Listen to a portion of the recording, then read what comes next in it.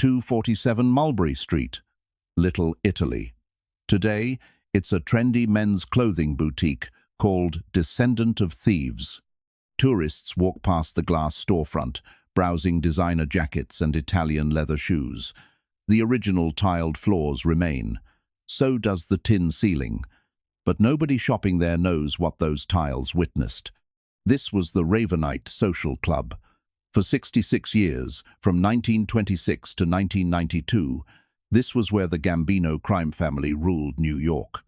Albert Anastasia held court here.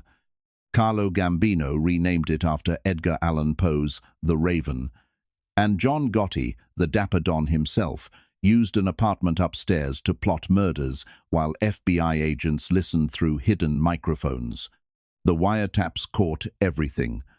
Gotti discussing the Castellano hit, planning new rackets, trash-talking his underboss Sammy the Bull. Those recordings sent him to prison for life. He died there in 2002, throat cancer claiming him at 61. Today, shoppers try on $1,000 coats in the exact spot where mob bosses once sentenced men to death. This is the story of 9 New York Mafia social clubs, places where millions in illegal cash changed hands, where murder contracts were signed, where the commission settled territorial disputes and family wars. Some are churches now, some are bubble tea shops. One's a Jewish community center, but walk through their doors, look at the floors beneath your feet, and you're standing where the American Mafia built its empire. Let's start where the bodies piled highest. 4021, Flatlands Avenue, Brooklyn, the Gemini Lounge. In the 1970s and 80s, this corner bar looked like any working-class neighborhood joint. Blue-collar guys, college students, off-duty cops. A jukebox played the hustle. Young couples danced on Saturday nights. The owner, Roy DeMeo, seemed like a successful local businessman. Roy DeMeo was a Gambino soldier who ran one of the most prolific murder crews in Mafia history. The FBI estimates his crew killed between 75 and 200 people. Most of them died right here, in the apartment behind the bar. The method became infamous. They'd lure victims through a side door into the back apartment. DeMeo would shoot them in the head with a silenced pistol, immediately wrapping a towel around the wound. Another crew member would stab the victim in the heart. This stopped blood flow because the human heart has its own electrical system that continues pumping briefly after brain death. Less blood meant less mess. Then came the dismemberment. They'd drain the body in the bathtub, wrap it in plastic, cut it into pieces, and stuff it into cardboard boxes. The boxes went to Fountain Avenue landfill in Brooklyn. Tons of garbage got dumped there daily, making body discovery nearly impossible. Investigators who wanted to excavate abandoned the plan when they calculated the cost and futility. The crew called it the Gemini Method. Anthony Center and Joseph Tester, known as the Gemini twins, perfected the technique. They always worked together, always sat together at the bar. And they were the most ruthless killers in a crew full of psychopaths. One victim was Frank Amato, married to Constance Castellano, daughter of Gambino boss Paul Castellano. Amato beat and cheated on her. The DeMeo crew made him disappear. His body ended up in the ocean, not the landfill. Contract killer Richard Kuklinski, the Iceman, worked with DeMeo. He once used the bathroom at the Gemini and pulled back the shower curtain. A corpse hung over the tub, draining. Kuklinski casually went back to dinner. In January 1983, DeMeo's own crew turned on him. They found his body in the trunk of a Cadillac, shot execution style. By 1982, the FBI had connected over 100 missing persons to the Gemini Lounge. The investigation was closing in. The Gambino family decided DeMeo had become a liability. Today, the building at 4021 Flatlands Avenue is Purpose Life Church. Congregants worship where dozens of men were murdered and dismembered. The facade looks almost identical to the 1980s. But the souls seeking redemption inside have no idea what sins soaked into those floorboards. Move to Manhattan, 247 Mulberry Street. The Ravenite. In 1926, it opened as the Knights of Alto Social Club. Lucky Luciano was a regular. In the 1950s, Carlo Gambino purchased it, renamed it the Ravenite, and installed Aniello Della Croce as underboss. Della Croce lived across the street and used the club as his headquarters. When Gambino died in 1976, Paul Castellano became boss. But Della Croce controlled the blue-collar soldiers. A split threatened to tear the family apart. Castellano represented white-collar crime. Della Croce represented the old ways. Street crime, violence, loyalty through fear. John Gotti sided with Della Croce. When Della Croce died in December 1985, Gotti made his move. On December 16, 1985, hitmen gunned down Paul Castellano outside Sparks Steakhouse in Midtown. Gotti watched from a car nearby. Within days, he became boss of the Gambino family. Gotti transformed the Ravenite into his throne room. He bricked up the facade, removed the windows, made it look like a fortress. Every Wednesday night, he summoned capos and associates. FBI surveillance cameras photographed everyone entering and leaving, building an organizational chart of the family. But Gotti made a fatal mistake. He used apartment 10 on the third floor for sensitive conversations. The apartment belonged to the widow of Michael Cirelli, a deceased Gambino associate. Gotti thought it was safe. The FBI bugged it. For months, agents recorded Gotti discussing murders, rackets, and family business. The tapes captured him trash-talking Sammy Gravano, his underboss. When Gravano heard those recordings during trial preparation, he flipped. His testimony, combined with the wiretap evidence, destroyed Gotti. In April 1992, Gotti was convicted of conspiracy to commit murder and racketeering. He got life without parole. The Ravenite closed in 1997. Today, it's a men's clothing store. Tourists shop where the Teflon Don once ruled America's most powerful crime family. Now Queens, 100 First Avenue. Ozone Park. The Bergin Hunt and Fish Club. Despite the name, nobody hunted or fished there. It was Gambino headquarters from the 1960s until 2005. 2 brick storefronts, internally connected. Carmine Charlie Wagons. Fatico opened it in the 1970s, naming it after Bergen Street in Brooklyn, where his crew originated. The misspelled name stuck. Fatico picked Ozone Park for its proximity to JFK Airport. His crew specialized in hijacking freight. When Fatico went to prison for stealing fur coats in 1977, John Gotti took over. He'd been inducted as a made man and promoted to capo. The Bergin became his kingdom. Gotti kept an office in the back, with a closet full of custom suits and a barber chair for daily trims. He ran loan sharking, extortion, gambling, and theft operations. And he endeared himself to the neighborhood with an annual 4th of July barbecue and fireworks show that became legendary. Every 4th of July, Gotti closed 4 blocks around the club. Barricades went up. The crew provided food, drinks, and a massive fireworks display. Neighbors loved it. Local kids idolized Gotti. When police tried to stop the tradition in 1988, residents complained.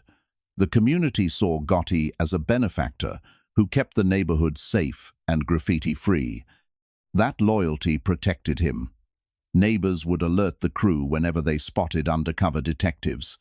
The community became Gotti's early warning system. In 1985, Gotti orchestrated Castellano's murder and moved his base to the Ravenite in Manhattan. But the Bergin remained active under his brother Peter Gotti. When John died in 2002, mourners lined the sidewalk outside the club with flowers and candles. His funeral procession drove past, and locals saluted. The Gambinos abandoned the Bergin in 2005. Today, it's split into 2 businesses, a Christian church and a bubble tea shop. Crime in Ozone Park has dropped dramatically since the 90s. The neighborhood is safer without the mob, But older residents still remember when the Dapper Don ruled from behind those brick walls. Brooklyn again, 7506 13th Avenue, Wimpy Boys Social Club. This was a Colombo family stronghold. In the 1980s and 90s, this nondescript storefront served as headquarters for Gregory Scarpa Sr., one of the most dangerous men in New York organized crime. Scarpa wasn't just a killer. He was an FBI informant who fed information to his handler while simultaneously carrying out hits for the family. During the Third Colombo War in the early 1990s, Scarpa orchestrated multiple murders from Wimpy Boys.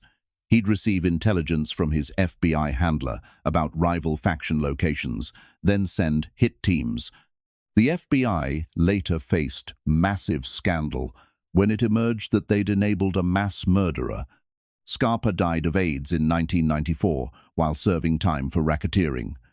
Wimpy Boys lost its importance. Today, the location is a private residence. No plaque marks its bloody history.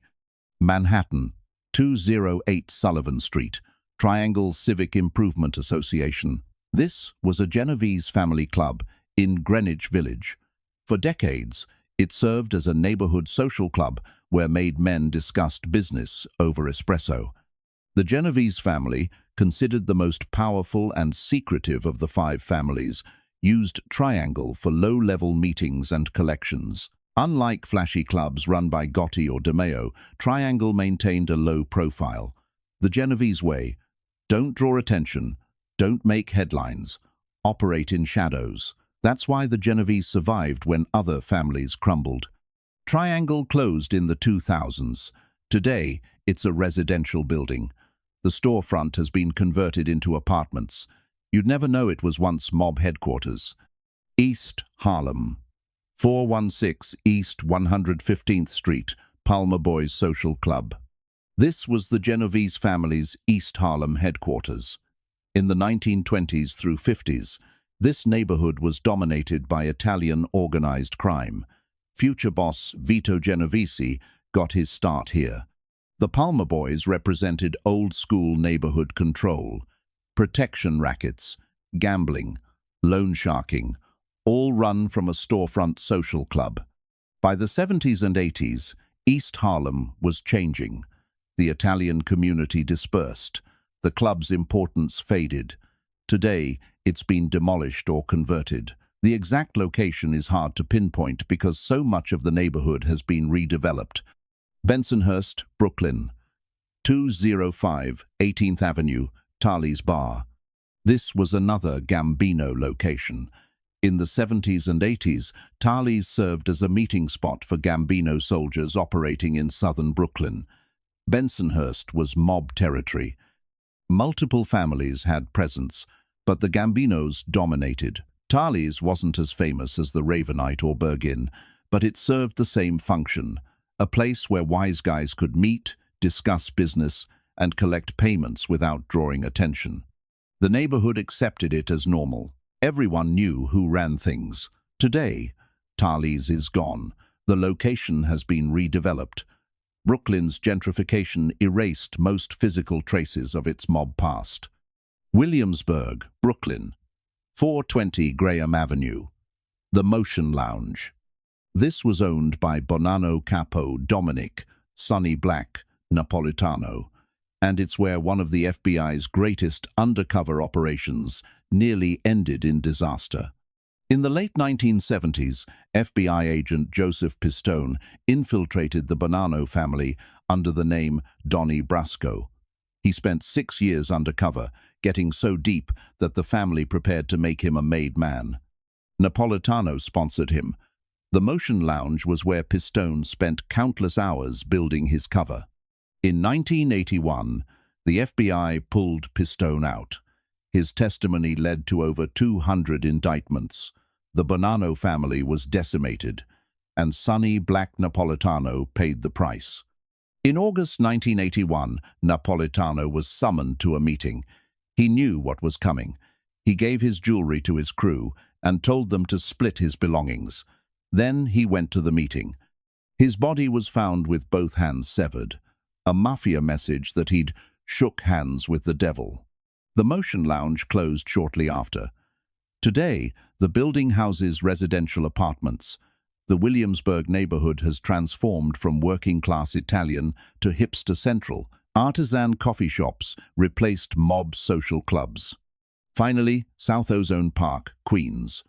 114-45 Lefferts Boulevard, Roberts Lounge. This was a Lucchese family hangout, made famous by the movie Goodfellas. Jimmy Burke, played by Robert De Niro in the film, used Roberts Lounge as his base. Henry Hill, the film's protagonist played by Ray Liotta, hung out here with Tommy DeSimone and other Lucchese associates. In December 1978, Burke's crew pulled off the Lufthansa heist at JFK Airport. They stole $5 million in cash and nearly $1 million in jewelry. It remains one of the largest cash robberies in American history. Burke ran the operation from Roberts Lounge, but the heist became a bloodbath. Fearing that crew members would talk, Burke systematically murdered everyone involved. Bodies started turning up all over Queens and Brooklyn. Witnesses disappeared. The paranoia was justified. The heat was intense. Henry Hill eventually cooperated with authorities.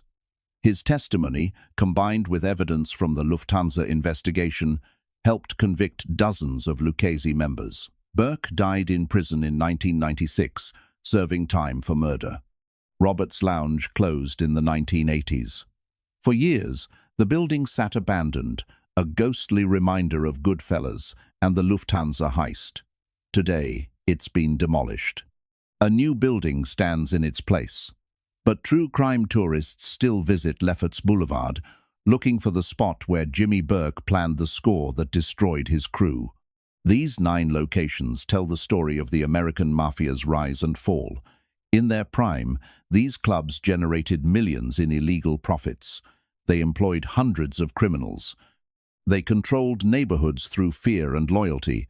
Cops knew they existed but couldn't shut them down. Political connections ran too deep. What changed? RICO prosecutions in the 80s and 90s. The Federal Racketeer Influenced and Corrupt Organizations Act gave prosecutors unprecedented power. They could indict entire organizations, convict bosses for ordering crimes even if they never pulled a trigger, seize assets, flip witnesses with immunity deals. The surveillance technology improved. Bugs got smaller, wiretaps got better. The FBI learned how the families operated and targeted their social clubs. The Ravenite bugs that caught Gotti, the Motion Lounge surveillance that protected Donnie Brasco, the Bergin investigations that mapped the Gambino hierarchy, and the neighborhoods changed. Gentrification swept through Brooklyn, Queens, and Manhattan. Italian-American communities that once sheltered the mob dispersed. The cultural omerta, the code of silence, weakened. Younger generations didn't romanticize organized crime. They saw it for what it was: violence, exploitation, destruction. Today, you can walk past most of these locations and see no trace of their history. The Gemini Lounge is a church. The Ravenite is a clothing store. The Bergin is a bubble tea shop and a church. Roberts Lounge is gone entirely. But the buildings that remain carry ghosts. Stand outside 247 Mulberry Street and imagine John Gotti emerging in a custom suit, surrounded by soldiers. Picture FBI vans across the street, cameras rolling. Visualize the moment when agents burst through the door with arrest warrants, ending 66 years of Gambino control. Walk to 4021 Flatlands Avenue. Look at the Purpose Life Church. Know that between 75 and 200 people were murdered inside, dismembered, disposed of like garbage, and nobody was ever charged for most of those killings. Drive through Ozone Park to 98-04, 100 First Avenue. See the bubble tea shop. Remember when John Gotti threw 4th of July parties that shut down 4 blocks? When the neighborhood loved him because he kept them safe, even though his safety came through violence and intimidation. These clubs were the mafia's heart. Take them away, and the families couldn't function. No place to meet, no place to discuss business, no place to maintain the illusion of legitimate social organizations. The FBI understood this. That's why they targeted clubs with surveillance. That's why RICO prosecutions focused on proving these weren't just social clubs, but criminal headquarters. That's why shutting them down was essential to breaking the families. In 2025, the American Mafia is a shadow of its former power. The 5 families still exist, made men still operate. But they're careful now, paranoid. They know every phone might be tapped, every meeting might be surveilled, every associate might be wearing a wire. The social clubs are gone, the neighborhood support is gone, the political protection is gone, the cultural acceptance is gone. What remains are stories. The Gemini Method, the Lufthansa heist, Donnie Brasco's infiltration, Gotti's wiretapped arrogance, Castellano's murder, the Colombo wars, the bodies, the blood, the billions in illegal profits, and buildings. Ordinary buildings in ordinary neighborhoods where extraordinary crimes occurred. A church where a murder factory operated, a clothing store where bosses sentenced men to death, a bubble tea shop where America's most powerful gangster ruled. Walk past them. Look at them. Know their history. Because forgetting is what allows history to repeat. These clubs represented institutional evil, organized, systematic, profitable evil. They weren't romantic. They weren't glamorous. They were businesses built on violence, fear, and exploitation. Today, they're churches and shops and apartments. But their stories remain. 9 social clubs that tell the story of the American Mafia, from power to paranoia, from neighborhood protection to federal prosecution, from social clubs to shopping destinations. The mob wanted to be invisible, to operate in shadows, to appear legitimate while committing crimes. For decades, it worked. But eventually, the law caught up, the neighborhoods changed, the surveillance improved, and the social clubs that once protected them became their downfall. If you found this story fascinating, hit subscribe. We drop a new mob documentary every week. Drop a comment. Which of these 9 clubs would you want to visit? And did we miss any notorious New York Mafia social clubs? Let us know below.